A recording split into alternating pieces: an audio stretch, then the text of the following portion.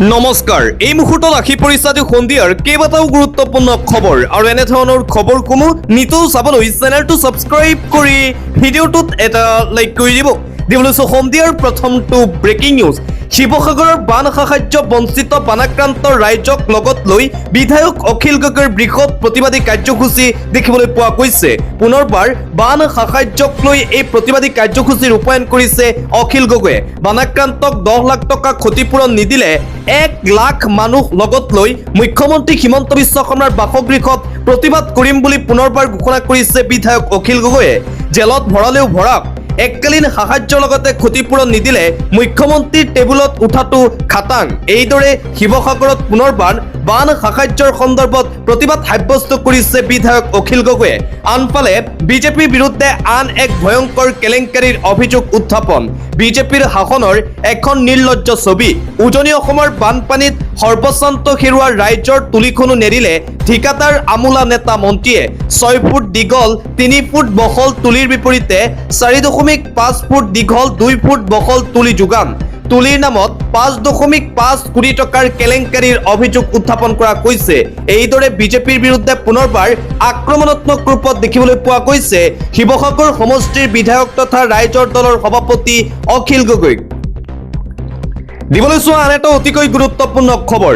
আৰক্ষীৰ থানাৰ ভিতৰত অমিত শ্বাহৰ ফটো দেখি খঙত অগ্নিশৰ্মা হৈ পৰিল কংগ্ৰেছৰ যুৱৰাজ তথা বিৰোধী দলপতি ৰাহুল গান্ধী। সামাজিক মাধ্যমত এই ভিডিঅ' ইতিমধ্যে ভাইৰেল হৈ পৰিছে। এই ভিডিঅ' ভাইৰেল হোৱাৰ পিছতেই মিশ্ৰিত প্ৰতিক্ৰিয়া দেখিবলৈ পোৱা গৈছে। এখন থানাত উপস্থিত হৈছিল কংগ্ৰেছৰ যুৱৰাজ ৰাহুল গান্ধী আৰু সেই থানাত অমিত শ্বাহৰ ফটো লগোৱা আছিল। তাৰ পিছতে ৰাহুল গান্ধীৰ প্ৰশ্ন, এই থানাখনৰ ইনচাৰ্জ অমিত শ্বাহ নেকি? অমিত শ্বাহৰ ফটো কিয় থানাৰ ভিতৰত আছে? অমিত শ্বাহৰ ফটো দেখি খঙত অগ্নিশৰ্মা হৈ পৰিল কংগ্ৰেছ যুৱৰাজ ৰাহুল গান্ধী। আন এটা বিগ ব্ৰেকিং নিউজ এই মুহূৰ্তত আহি পৰিছে। সফল নহল আলোচনা, ব্যৰ্থ হল অসম মেঘালয় জনপ্ৰতিনিধিৰ মাজত হোৱা বৈঠক। বৰ্তমানেও অশান্ত অসম মেঘালয় সীমান্ত। মেঘালয়ে উভতাই পঠিয়ালে অসমৰ বাসন। পুনৰবাৰ আজিৰ দিনটোত ভয়ংকৰ পৰিস্থিতি। অসমলৈ আহি আছে মেঘালয়ৰ বাসন, কিন্তু অসমৰ বাসন যাবলৈ দিয়া নাই মেঘালয়ে। পুনৰবাৰ মেঘালয়ৰ এই বিশ্বাসঘাতকতা দেখিবলৈ পোৱা গৈছে।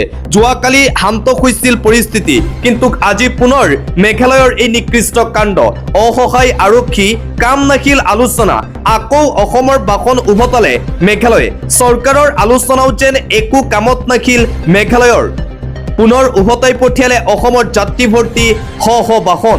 অসমৰ যাত্ৰীৰ সৈতেও দুৰ্ব্যৱহাৰ মেঘালয় টেক্সি চালকৰ। বৰাপানীৰ পৰা উভতাই পঠিয়ালে অসমৰ যাত্ৰী ভৰ্তি বাহন। 50 টকাৰ ভাড়া বৃদ্ধি কৰিছে 500 টকা পৰ্যন্ত। বৰাপানীৰ পৰা সোমাবলৈ দিয়া হোৱা নাই অসমৰ কোনো বাহন। মেঘালয় আৰক্ষীৰ সন্মুখতেই টেক্সি চালকৰ এই দাদাগিৰি দেখিবলৈ পোৱা গৈছে। বৰাপানীত উত্তপ্ত পৰিস্থিতি। মেঘালয়ৰ প্ৰতিবাদকাৰীক মেঘালয় আৰক্ষীয়ে বাধা প্ৰদান কৰিছে যদিও ক্ষান্ত হোৱা নাই প্ৰতিবাদকাৰী। আৰক্ষীৰ বাধাৰ পিছতো প্ৰতিবাদ এৰা নাই মেঘালয় চালকে। আৰক্ষীৰ সন্মুখতে মেঘালয়ৰ উপ মুখ্যমন্ত্ৰীৰ প্ৰতিশ্ৰুতি, বুঢ়া আঙুলি মেঘালয়ৰ জনতাৰ। আৰক্ষীৰ সৈতে প্ৰতিবাদকাৰীৰ তীব্ৰ বিতৰ্ক, হতাশতি। অসমৰ বাসনত কোনো কাৰণতেই মেঘালয়ত প্ৰৱেশ কৰিব দিয়া নহব বুলি হুংকাৰ প্ৰদান কৰিছে মেঘালয় চালক সন্থাই। মুঠতে আজিৰ দিনটোতো মেঘালয় চালক সন্থাৰ এই নিকৃষ্ট কাণ্ড। আৰু আজি কিছু সময়ৰ পূৰ্বে পুনৰবাৰ বৈঠক অনুষ্ঠিত হল অসমৰ চালক সন্থাৰ সৈতে। গুৰুত্বপূৰ্ণ বৈঠক ৰাজ্য চৰকাৰৰ হৈ মন্ত্ৰী অতুল বৰাই আলোচনাত বহিল চালক সন্থাৰ সৈতে। আনুষ্ঠানিকভাৱে বিভাগীয় মন্ত্ৰী আৰু আৰক্ষী আয়ুক্তৰ সৈতে মিলিত হল চালক সন্থা। আনফালে আজি মেঘালয় চালক সন্থাই এতিয়াও প্ৰতিবাদ অব্যাহত ৰাখিছে। অসমৰ সকলো বাহন ইতিমধ্যেই উভতাই পঠিয়াইছে মেঘালয়ৰ চালক সন্থাই। এফালে বৈঠক অনুষ্ঠিত হৈ আছে, কিন্তু তথাপিও যেন কোনো কামত নাহিল। মেঘালয়ে পুনৰবাৰ দেখুৱাইছে দম্বালি। পুনৰবাৰ অসমৰ বাহন মেঘালয়ত প্ৰৱেশ কৰিবলৈ দিয়া নাই মেঘালয়ৰ প্ৰতিবাদকাৰী ৰাইজে। আৰু ইয়াৰ মাজতেই সামাজিক মাধ্যম যোগে মেঘালয়ৰ মুখ্যমন্ত্ৰী কনৰাড চাংমাৰ প্ৰতিক্ৰিয়া। শীঘ্ৰেই শান্ত আৰু স্বাভাৱিক পৰিৱেশ ঘূৰাই অনাই আমাৰ লক্ষ্য। হিংসাত্মক ঘটনাৰ দুষ্কৃতিকাৰীক চিনাক্ত, আইন অনুসৰি শাস্তি দিয়াই আমাৰ দায়িত্ব। শক্তিশালী সম্পৰ্ক অটুট ৰাখিবৰ বাবে দুয়োখন ৰাজ্যই সমন্বয়েৰে কাম কৰি আছে। এই প্ৰতিক্ৰিয়া প্ৰকাশ কৰিছে মেঘালয়ৰ মুখ্যমন্ত্ৰী কনৰাড চাংমাই। এফালে মেঘালয়ত এতিয়াও উত্তেজনাময় পৰিৱেশে বিৰাজ কৰিছে অসমৰ বাসনক প্ৰৱেশ কৰিবলৈ দিয়া নাই মেঘালয়ত তাৰ মাজতেই পুনৰবাৰ মেঘালয়ৰ মুখ্যমন্ত্ৰী কনৰাড চাংমাই এইদৰে সামাজিক মাধ্যম যোগে নিজৰ প্ৰতিক্ৰিয়া প্ৰকাশ কৰি সকলোকে শান্তি সম্প্ৰীতি বজাই ৰাখিবলৈ আহ্বান জনায় আৰু আনফালে মেঘালয়ৰ এই প্ৰতিবাদৰ মাজতেই পুনৰবাৰ হুংকাৰ প্ৰদান কৰিছে অসমৰ চালক সন্থাই আক্ৰমণ হলে প্ৰত্যাক্ৰমণ হ'বই আমি মেঘালয়লৈ যুঁজিবলৈ নাযাওঁ আমি মন্ত্ৰী অতুল বৰাকহে সুধিম আমাৰ অসমৰ ৰাইজক উত্তৰ দিবই লাগিব আমি এখনো গাড়ী ভঙা নাই তাৰ পিছতো এই ভাবুকি কিয় মেঘালয়ৰ চালক সন্থাৰ প্ৰতিবাদক লৈ সৰব হৈ পৰিছে অসমৰ চালক সন্থা মেঘালয় চালক সন্থাই অসমৰ বাসনৰ বিৰুদ্ধে অৱৰোধ ঘোষণা কৰাক লৈ প্ৰতিক্ৰিয়া অসম ৰাজ্যিক চালক সন্থাৰ আমি মেঘালয়ত গৈ যুঁজিবলৈ নাযাওঁ আমি প্ৰশ্ন কৰিলে মন্ত্ৰী অতুল বৰাক প্ৰশ্ন কৰিম মন্ত্ৰী অতুল বৰাৰ আহ্বানৰ বাবে আমি প্ৰতিবাদ বন্ধ কৰিছিলোঁ তথাপিও এতিয়া মেঘালয়ৰ চালক সন্থাই কিয় অসমৰ বাসনৰ ওপৰত আক্ৰমণ কৰিছে এই আটাইকেইটা প্ৰশ্নৰ উত্তৰ দিব লাগিব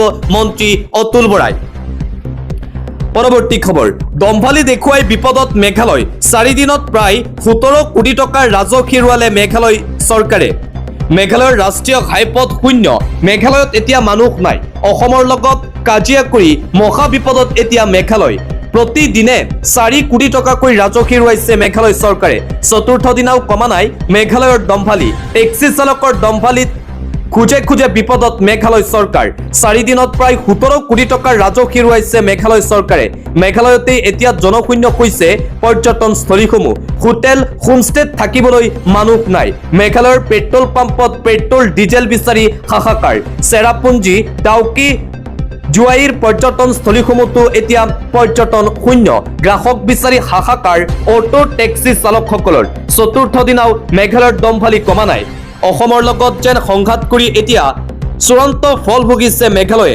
4 দিনত 17 কোটি টকাৰ লোকচানৰ সন্মুখীন মেঘালয় চৰকাৰ দিবলৈ আন এটা অতিকৈ গুৰুত্বপূৰ্ণ খবৰ নিযুক্তিৰ নামত ভেকুবাওনা কেন্দ্ৰীয় চৰকাৰৰ এটা দশকত দেশত 8,24,000 বৃদ্ধি খালী পদৰ সংখ্যা দেশত নিযুক্তিৰ নামত ভেকুবাওনা কেন্দ্ৰীয় চৰকাৰৰ ভিন্ন বিভাগত লক্ষাধিক পদ খালী থকাৰ পাছতো নিযুক্তিৰ বাবে মুকলি কৰা নাই চৰকাৰে বিগত এটা দশকত দেশত দুগুণলৈ বৃদ্ধি খালী পদৰ সংখ্যা 2015 চনত 4.21 লাখৰ পৰা 2024 চনত 8.21 লাখলৈ বৃদ্ধি খালী পদৰ সংখ্যা ভিন্ন বিভাগত অনুমোদিত পদৰ সংখ্যা 2.7 লাখলৈ বৃদ্ধিৰ পৰিৱৰ্তে 1.29 লাখলৈ হ্ৰাস ভৰ্তি হোৱা পদৰ সংখ্যা কেন্দ্ৰৰ 80টা মন্ত্ৰালয়ত খালী হৈ পৰি আছে 8,23,556টা পদ ইয়াৰে ৰেলৱে বিভাগত খালী হৈ আছে 2,44,000 পদ ডাক বিভাগত খালী হৈ আছে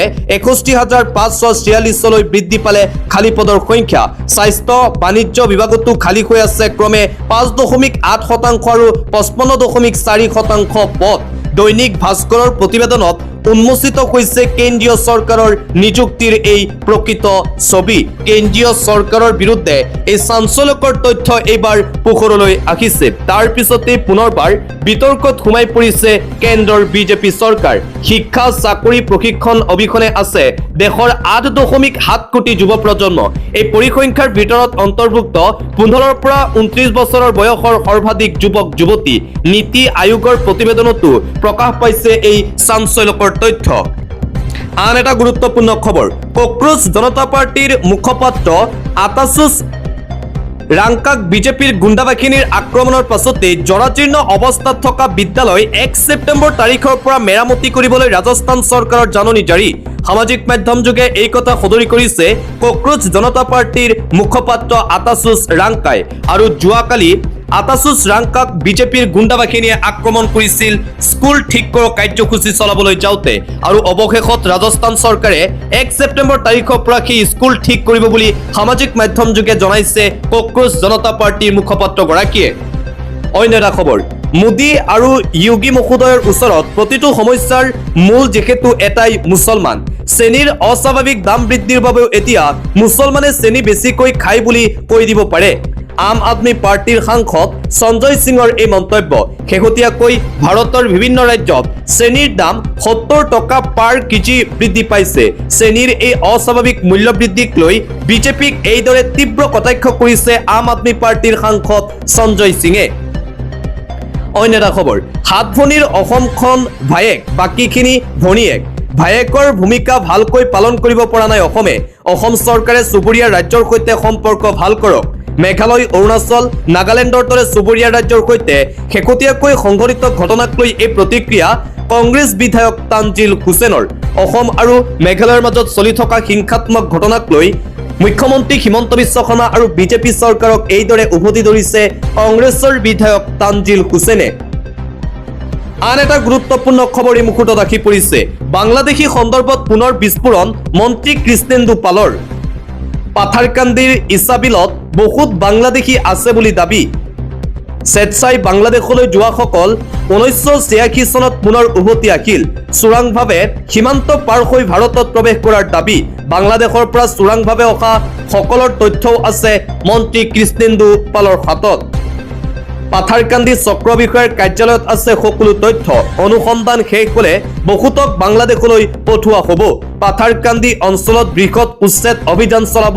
বিজেপি চৰকাৰে বিজেপিৰ বুথ সভাপতি বিকাশ ধৰ হত্যাকাণ্ডক লৈ সৰব মন্ত্ৰী কৃষ্ণেন্দু পাল হত্যাকাণ্ডত জড়িত বহুতৰ ভোটাৰ তালিকাত নাম নাই বনাঞ্চল দখল কৰা লোকক উচ্ছেদ কৰিলে কংগ্ৰেছে কিয় বেয়া পায় বুলি প্ৰশ্ন মন্ত্ৰীগৰাকীৰ নাম নোলোৱাকৈ কংগ্ৰেছ নেতা হাফিজ বছিৰক সমালোচনাত বিজেপিৰ মন্ত্ৰী কৃষ্ণেন্দু পালৰ পুনৰবাৰ অবৈধ বাংলাদেশী নাগৰিকৰ বিৰুদ্ধে এইদৰে আক্ৰমণাত্মক ৰূপত দেখিবলৈ পোৱা গৈছে মন্ত্ৰী কৃষ্ণেন্দু পালক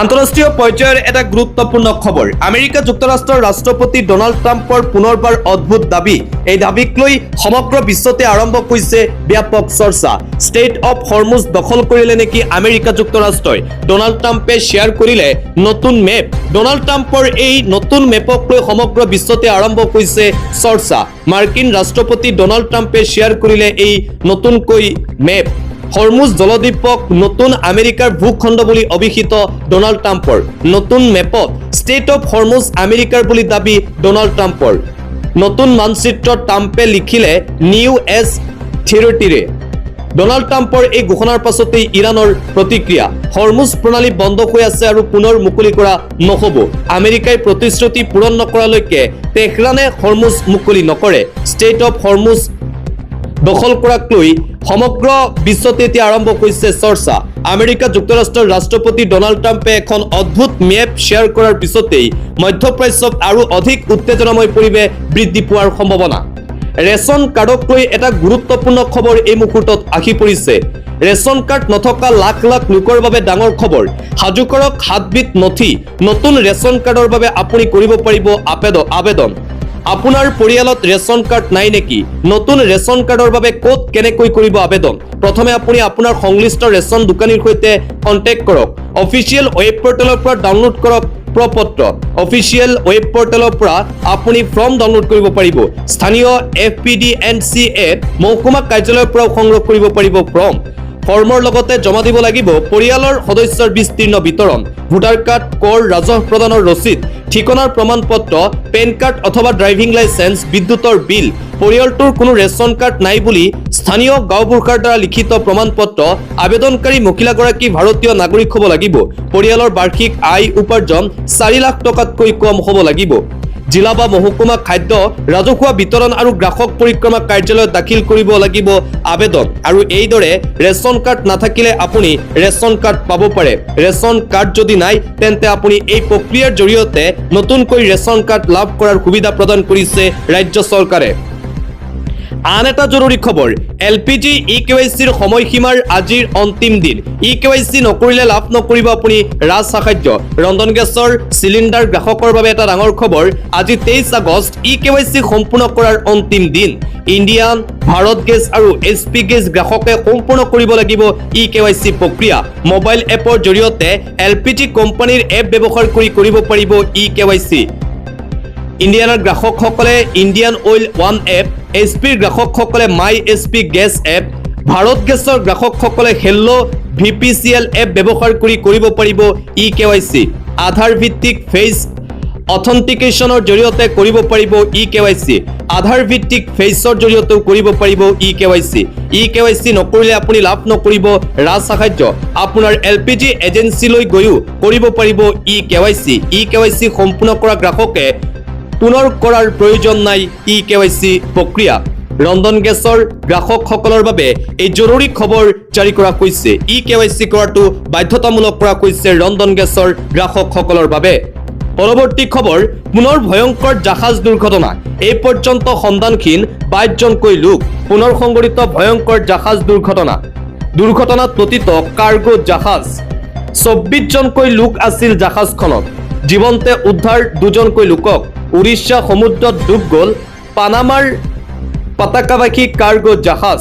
সন্ধানহীন লোকৰ সন্ধানত চলিছে উদ্ধাৰ অভিযান। ভাৰতীয় নৌসেনা আৰু কোষ্ট গাৰ্ডে চলাই আছে উদ্ধাৰ অভিযান।